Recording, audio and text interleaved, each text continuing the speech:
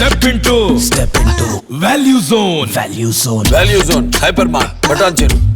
Manikonda community hall దగ్గర ఒక మహిళ ప్లకార్డు పట్టుకొని అక్కడ నిరాహార దీక్షకు దిగింది.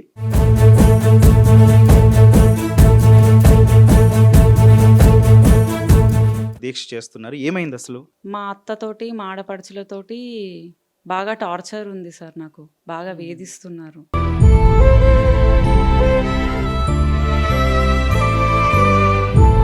అప్పులు ఉన్నాయి అనేసి చెప్పి నాకు లేనిపోని మాటలు చెప్పి అది అమ్మిపిచ్చారు.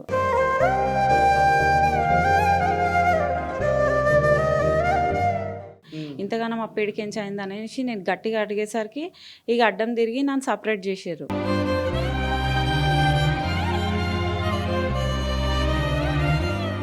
బస్ అందరి దగ్గరికి పోయి తిరిగి మాట్లాడి అందరి కాళ్ళు మొక్కిన.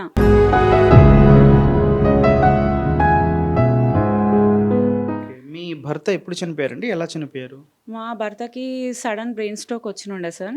ఒక 1.5 ఇయర్ కోమాలో ఉండి చనిపోయిండు.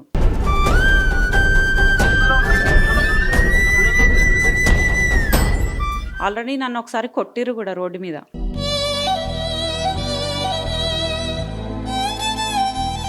ఎవరు ఇబ్బంది పెడుతున్నారు మిమ్మల్ని? మా నాన్నమ్మ వాళ్ళు.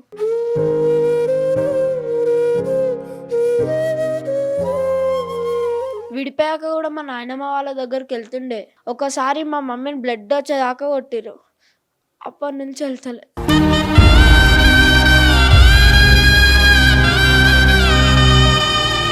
నమస్తే. మణికొండ కమ్యూనిటీ హాల్ దగ్గర ఒక మహిళ ప్లకార్డు పట్టుకొని అక్కడ నిరాహార దీక్షకు దిగింది. మాకు న్యాయం చేయండి అంటూ కూడా. అయితే 3 పిల్లల్ని వేసుకొని వచ్చి ఈ ఉదయం నుంచి అక్కడే కూర్చుంది. అయితే సుమన్ టీవీ పలకరించింది. ఏంటి ఏమైంది అన్నప్పుడు ఆవిడ ఆ ప్లకార్డులో కూడా నాకు న్యాయం చేయండి, లేకపోతే ఇదే బస్తీలో జీవోత్సవం చేయండి అంటూ కూడా ఆవిడ ఏడుస్తూ చెప్పిన పరిస్థితి. ప్రస్తుతం ఆవిడతో మాట్లాడదాం. అసలు ఏంటి 3 పిల్లల్ని వేసుకొని వచ్చి ఇక్కడ ధర్నాకు చేయాల్సిన అవసరం ఏమొచ్చింది, ఆవిడకి వచ్చిన కష్టం ఏంటి, ఒకసారి మాట్లాడదాం. నమస్తే అండి. ఏం పేరు మీది? సుధారాణి సార్. అసలు ఏంటండి ఈ న్యాయ పోరాటం అని ఆ బోర్డు పట్టుకొని అక్కడ కూర్చొని దీక్ష చేస్తున్నారు? ఏమైంది అసలు? సార్ నా మ్యారేజ్ అయ్యి ఇప్పటికి 16 ఇయర్స్ అయింది. 2006లో మ్యారేజ్ అయింది మాకు. అయితే ఇప్పుడు మా హస్బెండ్ చనిపోయి కూడా 5 ఇయర్స్ అయింది. మా అత్తతోటి మా ఆడపడుచులతోటి బాగా టార్చర్ ఉంది సార్. నాకు బాగా వేధిస్తున్నారు. ఏమని వేధిస్తున్నారండి? నా కొడుక్కి రావాల్సింది ఏదైతే తాతల నాటి నుంచి రావాల్సిన ఇల్లు గిట్ట ఏదైతే ఉందో అది నా హస్బెండ్ ఉన్న రోజులు ఓకే బాగానే ఉండే. మా హస్బెండ్ చనిపోయిన తర్వాత అన్నీ ఆమె పేరు మీదకి మార్చుకుంది. సావిత్రి అనేటామె. అయితే ఆమెకు మ్యారేజ్ కూడా ఎప్పుడైందో తెలియదు నాకు. నా మ్యారేజ్ కాకముందే అనుకుంటా. ఫస్ట్ మ్యారేజ్ అయిందంట, హస్బెండ్ వదిలేసిండంట. దాని తర్వాత సెకండ్ మ్యారేజ్ ముస్లిం అతన్ని చేసుకుందంట. అతనితో పాటు ఇక్కడే ఉండేదంట మా అత్తగారి ఇంట్లోనే. అయితే నా పెళ్ళప్పటికి కూడా ఇక్కడే ఉంది. నా పెళ్ళైన తర్వాత నాకు పెద్ద పాప పుట్టినాక ఒక 1.5 ఇయర్కి అతను కూడా ఇంకా ఆమె పెట్టే టార్చర్ భరించలేక ఎక్కడో వెళ్ళిపోయిండు. దాని తర్వాత ఇక సరే ఇక్కడే ఉంటుంది కదా అనేసి మా హస్బెండ్ క్వార్టర్స్లలో మా అత్త మా పేరు మీద గవర్నమెంట్ క్వార్టర్స్లు ఇచ్చినుండే అప్పట్లో. అది ఆమెకు ఇవ్వడం జరిగింది. ఇవ్వగానే అక్కడ 2 ఫ్లోర్ల బిల్డింగ్ కట్టేసుకుంది కూడా. కట్టుకున్న తర్వాత కూడా ఆమె ఇక్కడనే ఉంది. సరేలే ఉండనిగా, ఆమెకి 2 ఆడపిల్లలు. సరేలే ఉండనిగా ఉన్న రోజులు ఉంటుందేమో, ఆడపిల్లలకు పెళ్ళిళ్ళు చేసిస్తే వెళ్ళిపోతారు కదా, ఇక మనకు వాళ్ళకి ఏం సంబంధం ఉండదు, ఇక ఆమె బతుకున్న రోజులు మనమే చూసుకోవాల్సింది, ఇక హస్బెండ్ కూడా అట్లా అన్యాయం చేసిపోయిండు అనేసి మా హస్బెండ్ గిట్ట చెప్తే ఓకే అనేసి ఒప్పుకున్నా. మా హస్బెండ్ ఉన్న రోజులు నేను, ఆమె పిల్లలు, నా పిల్లలు, మా అత్తయ్య గారు, మా హస్బెండ్ బాగానే ఉన్నాం. ఇక మా హస్బెండ్ చనిపోయిన తర్వాత ఏమైందంటే ఒక 2 ఇయర్స్కి మా హస్బెండ్ ఓయికాలీలో ఒక ఫ్లాట్ కొన్నాడు. 3 బెడ్రూమ్ ఫ్లాట్. అది అప్పులున్నాయి అనేసి చెప్పి నాకు లేనిపోని మాటలు చెప్పి అది అమ్మిపిచ్చారు. అది అమ్మిన తర్వాత దాంట్లో ఒక 30 lakhs పెట్టి జాయింట్ ప్రాపర్టీ కొన్నారు. మిగిలిన 20 lakhs అప్పుల కింద చూపించారు. ఇక అప్పుల కింద ఇన్ని లక్షలు ఎప్పుడు అప్పు అయింది? ఆయన ఏం అప్పులు లేకుండే కదా. ఆయన చనిపోయినప్పటికీ ఆల్రెడీ ఒక ఫ్లాట్ అమ్మేసి మొత్తం అప్పులు కట్టేసిండు. నాకేం చెప్పలేడు. ఇంతగానో మా పేడికెంచి అయింది అనేసి నేను గట్టిగా అడిగేసరికి ఇక అడ్డం తిరిగి నన్ను సపరేట్ చేసారు. సపరేట్ చేసిన తర్వాత ఇక ఆ ఇల్లు కూడా లాగేసుకొని ఆ ఇంట్లో సామాన్ పెట్టుకొని ఉంటారు. ఆ ఇంట్లో ఎందుకు ఉంటారు అనేసి మొత్తం బస్తందరిని పిలిచి పంచాయతీ పెట్టినాం. పంచాయతీలో కూడా బస్తందరి ముంగట మా అమ్మ వాళ్ళ ముంగట గిట్ట అందరి ముంగట లేదు నేనేం తీసుకోను, నా తమ్ముడు ఉన్నప్పుడే ఆల్రెడీ నాకు కోటర్స్లలో అమ్మ పేరు మీద వచ్చింది ఇచ్చిండు కదా, అది కట్టుకున్న ఇల్లు నేను సాల్ నాకు, నా తమ్ముడు లేకుంటే ఏమైంది, నా తమ్మునికి కొడుకున్నాడు కదా, నా తమ్మునికే ఇచ్చేస్తా అనేసి మా రెండో ఆడవిల్ల సావిత్రి అన్నది అండ్ మా అత్తయ్య గారు కూడా అన్నారు ఎన్నడుకున్నా కానీ నా మన్మన్కి అవుతుంది అనేసి. ఇక పంచాయతీలో రాతపూర్వకంగా ఇవ్వండి అంటే మేము ఉన్నాం కదా మా మీద నమ్మకంతో ఊకో ఇది ఒక్కసారి అనేసి బస్తీ పెద్దలు అంటే ఓకే అనేసి సైలెంట్గా ఊకున్నా. ఇక ఎట్లా అంటే ఎప్పటికన్నా నా కొడుక్కే అవుతుంది కదా ఇల్లు అనే నమ్మకంతో ఊకున్నా నేను. మీ భర్త ఎప్పుడు చనిపోయారండి, ఎలా చనిపోయారు? మా భర్తకి సడన్ బ్రెయిన్ స్ట్రోక్ వచ్చినుండే సార్, ఒక 1.5 year కోమాలో ఉండి చనిపోయిండు. ఏం వర్క్ చేసేవాళ్ళు? ఆయన రియల్ ఎస్టేట్ చేస్తుండే అండ్ ఆయన చనిపోయినప్పుడు మణికొండ వార్డ్ మెంబర్గా కూడా ఉండే. ఇక ఆయన చనిపోయిన తర్వాత నాకు సర్పంచ్ గారు మణికొండ గ్రామ పంచాయతీలో డ్యూటీ ఇచ్చారు. ఇప్పటికీ దాంట్లోనే చేసుకొని ఉంటున్నాను నేను, ఇప్పుడు మున్సిపల్ అయింది అది. అయితే ఇంకోటి ఏంటంటే జాయింట్ ప్రాపర్టీ ఏదైతే ఉన్నదో దాంట్లో కూడా ఇప్పుడు సగం వాటా అడుగుతున్నారు. ప్లస్ తాతల నాటి నుంచి వస్తున్న ఇల్లు సావిత్రి ఆమె పేరు మీదకి మార్చిపిచ్చేసుకుంది, అది ₹1,00,00,000 అమ్మకానికి పెట్టిర్రు. అది ఎట్లా అమ్ముతారో అది ఇస్తున్నారు కదా నా కొడుక్కి అనేసి బస్తందరి దగ్గరికి పోయి తిరిగి మాట్లాడి అందరు కాళ్ళు మొక్కిన, ఇండ్లు తిరిగి కాళ్ళు మొక్కితే కూడా అమ్మ మేమేం చేయాలి, వాళ్ళు గలీజ్ మాటలు మాట్లాడతారు, శాపనార్థాలు పెడతారు, మేము రాము మాట్లాడమని నా ముఖానికి చెప్పేసారు డైరెక్ట్. మీకు తెలియకుండా అమ్మకానికి పెట్టారా ప్రాపర్టీ మొత్తం? తెలియకుండానే పక్కిళ్ళు అమ్మకానికి పెట్టారు సార్. నేను మామూలుగా డ్యూటీకి పోయి వచ్చేటప్పుడు చూసిన జనాలను ఏంది ఎందుకు వచ్చారు మీరు ఏంది అనేసి అడిగితే ఇల్లు అమ్ముతురంటమ్మ కొనడానికి వచ్చినాం అనేసి అన్నారు. ఇక అప్పుడు నేను డైరెక్ట్ వాళ్ళతో మాట్లాడితే వాళ్ళు లొల్లి చేస్తారు సార్. ఆల్రెడీ నన్ను ఒకసారి కొట్టిరు కూడా రోడ్డు మీద, మొత్తం బ్లడ్ వచ్చేసింది, ముక్కులకించి నోట్లకించి బ్లడ్ వచ్చింది, పిల్లలు అసలు ఏడుస్తుంటే కూడా ఎవరు ఈమె సావిత్రి మా రెండో ఆడవిల్ల కొట్టింది, మా అత్త కూడా కొట్టింది, బస్ అందరు చూసిర్రు నన్ను కొట్టినప్పుడు. ఇక నేను అట్లా భయపడి అమ్మ వీళ్ళ దగ్గరకు పోతే మళ్ళీ కొడతారు అనేసి ఆ పంచాయతీలో ఎవరైతే కూర్చున్నారో వాళ్ళ దగ్గరికి తిరిగితే వాళ్ళు లేదమ్మా మేమేం చెయ్యము, మేమేం చేయాలి, అప్పులున్నాయి అనేసి అమ్ముతుర్రంట అంటే ఇంకేడికించి అప్పులున్నాయి.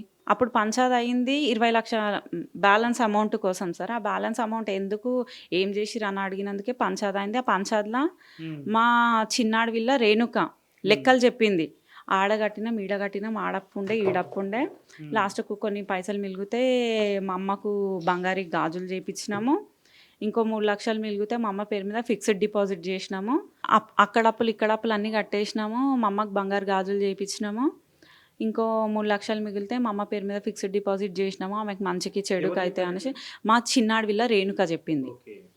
అయితే ఇక అట్లనా సరే పోన్లే అనేసి ఆ 20 లక్షలు కూడా వదిలేసిన సార్. ఆ రోజే వదిలేసిన. సరే ఇట్లా అంటారు కదా అనేసి ఊకున్నా. ఇప్పుడు ఇయ్యాలటి రోజు మళ్ళీ ఇంకా అప్పులు ఉన్నాయి, అది కూడా నా భర్త చేసిన అప్పులేనంట, ₹1,00,00,000 అమ్మకానికి పెట్టిరు ఇల్లు. ఏం అప్పులు చేశారని చెప్తున్నారు మీకు అసలు అక్కడ? ఏం చెప్తలే, జస్ట్ అప్పు ఉంది అంతే. ఎవరి దగ్గర ఉన్నాయి అప్పులు తీసుకురండి నేను మాట్లాడతా. సరే నా భర్త చనిపోయి 5 years అయింది, ఇప్పటి నుంచి నా ఇంటికి రావాలి. సరే రాలే, మీరు తెలుసు కాబట్టి మీ దగ్గరకు వస్తారు అంటారు కదా, అప్పులలో ఎవరో చూపియండి, నేను పోయి నా పిల్లల్ని తీసుకొని పోయి కాళ్ళ మీద వాడి ఏడుస్తాము అయ్యా నా పరిస్థితి గిదిది, ఏడికించి కట్టాలి అప్పు, నీకు అప్పు కట్టాలంటే ఇల్లు వదులుకోవాలి, బిచ్చం వేసిన అనుకో, లేదంటే నా కొడుకు పెద్దగా అయినాక ఇంకేమన్నా చేస్తూనే అనుకో అనేసి నేను బతిమలాడుకుంటా. అప్పులలో ఎవరో చూపిరంటే నీకేందే చూపించేది, నువ్వెవతివే అసలు అనేసి తిట్టిన తర్వాత మళ్ళీ మొన్న 2 days హాలిడేస్ ఉండే కదా సార్, ఆ 2 days నుంచి మా అమ్మాయి బర్త్డే 31st రోజు గుడికి వెళ్దాం అనుకుంటే ఇక ఆ రోజు లొల్లి చేసిర్రు. మా ఇట్లనే లొల్లిలలో ఏమంటుంది అంటే, ఇగో నీ మొగడు ఎవరో తెలియదు, నాకు పుట్టలేడు అసలు నీ మొగడు.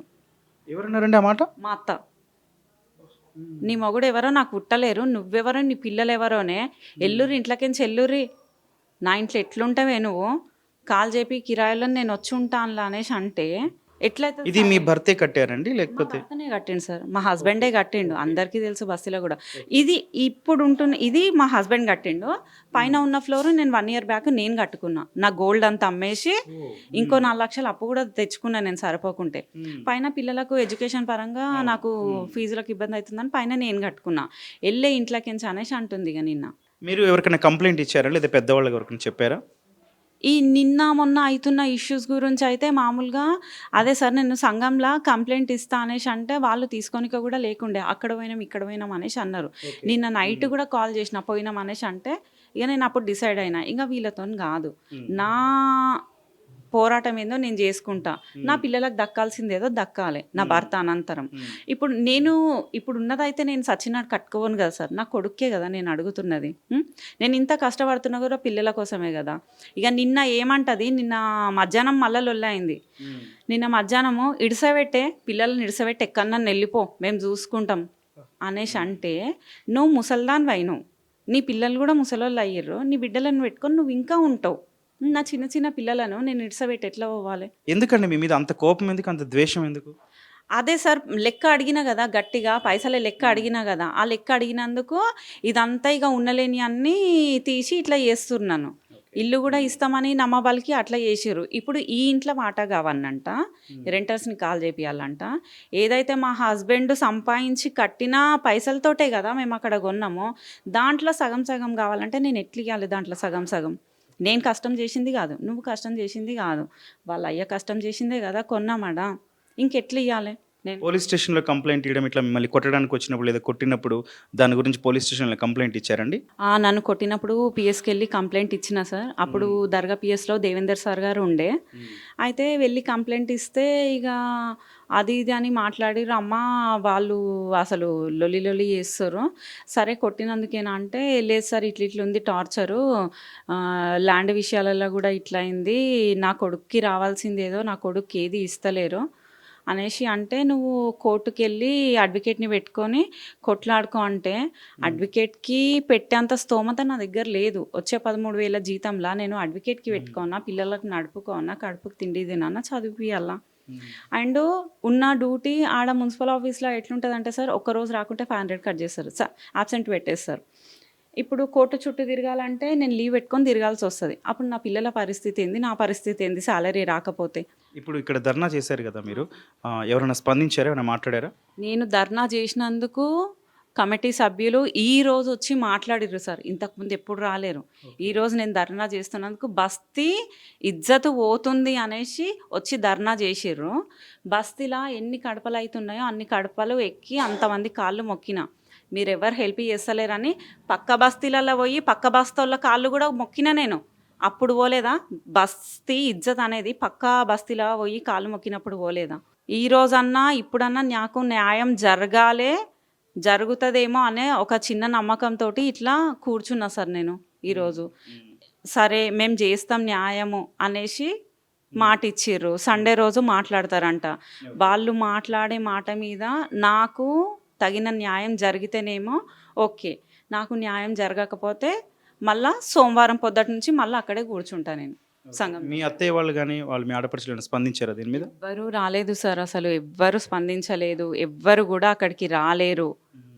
బస్తీ వాళ్ళు కూడా మరి మేము వాళ్ళతో మాట్లాడినాము ఇట్లా సంగతి అని కూడా ఎవ్వరు చెప్పలేదు. జస్ట్ బస్తీ ఇజ్జత్ పోతుంది లెవ్విడికెంచే అనేసి అంటారు ఎంతసేపు తప్పితే, మాట్లాడతామనే నమ్మకం అయితే ఒకటి ఇచ్చిర్రు సార్.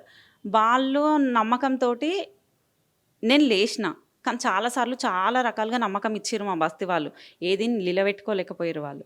ఇవాళ ఇచ్చిన నమ్మకం అన్నా, ఇవాళ ఇచ్చిన మాటనన్నా నిలబెట్టుకుంటే నాకు న్యాయం జరుగుతుంది. నాకు న్యాయం జరగని పక్షంలో నేను మళ్ళీ సోమవారం నుంచి మళ్ళా స్ట్రైక్ చేస్తా, కూర్చుంటా సార్. మీ పేరేంటమ్మా? గ్రీష్మ, ఓకే, ఏం చదువుతున్నావు? 10th class. ఓకే, ఏం మమ్మీ ఇట్లా ధర్నా చేస్తుంది కదా, నీకు ఏమనిపిస్తుంది, నీకు అసలు ఏం చెప్పింది?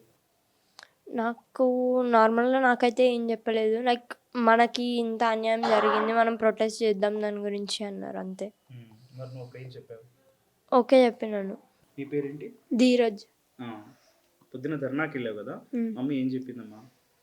మనకి ఇట్లా అన్యాయం జరుగుతుంది కదా, మనం కూడా కొట్లాడదామా అని మాకు చెప్పి మీ నాన్నమ్మ వాళ్ళు ఇబ్బంది పెట్టారా మిమ్మల్ని మీ దగ్గర? చాలా. ఏమన్నారు? అప్పుడు నేను విడిపోయాక కూడా మా నాయనమ్మ వాళ్ళ దగ్గరికి వెళ్తుండే.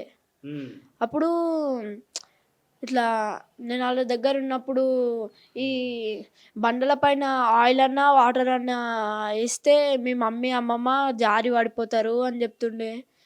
ఇంకా ఒకసారి నేను చాలా సార్లు వెళ్తుండే. ఒకసారి మా మమ్మీని బ్లడ్ వచ్చేదాకా కొట్టిర్రు. అప్పటి నుంచి వెళ్తలేదు. ఏం పేరమ్మా నీది? వర్షిత, ఏం చదువుతున్నావు? 4th class. పొద్దున్న ధర్నాలో ఎందుకు కూర్చున్నావమ్మా? మాకు ఏం న్యాయం జరగట్లేదని మమ్మీ తీసుకెళ్ళింది. నేను కూడా ఓకే చెప్పా. ఉహుం. ఎవరు ఎవరు ఇబ్బంది పెడుతున్నారు మిమ్మల్ని? మా నాన్నమ్మ వాళ్ళు ఏమంటున్నారమ్మా? మమ్మీతోటి ఊరికే కొట్లాడతారు. మమ్మల్ని మేము బయటకు వెళ్తే కూడా తిడతారు. మళ్ళీ మమ్మీని ఒకసారి కొట్టారు కూడా. మరి ఎవరు వచ్చి మిమ్మల్ని ఏం హెల్ప్ చేస్తాం కానీ ఇట్లా ఏం అనలేదా? అన్నారు కానీ నిన్న కూడా మాట్లాడారు. ఇవాళ మేము అలా కూర్చుంటామని మమ్మీ చెప్పగానే ఎవరు ఏం రాలేరు. రైట్.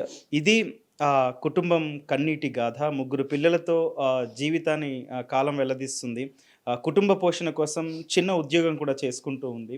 కానీ ఆస్తి కోసం సొంత అత్త ఆడపడుచులే ఇప్పటికీ వేధిస్తున్నారు. భర్త చనిపోయి కుటుంబ పోషణ మీద పడి తన కాళ్ళ మీద తను బతుకుతున్నా కూడా ఏదైతే ఆస్తి ఉందో దానికోసం అప్పటికే తన దగ్గర ఉన్న డబ్బు మొత్తం కూడా వాళ్ళు తీసుకున్నా కూడా అప్పటికీ ఆవిడ సరే పిల్లలు ఉన్నారు కదా అని వదిలేసింది.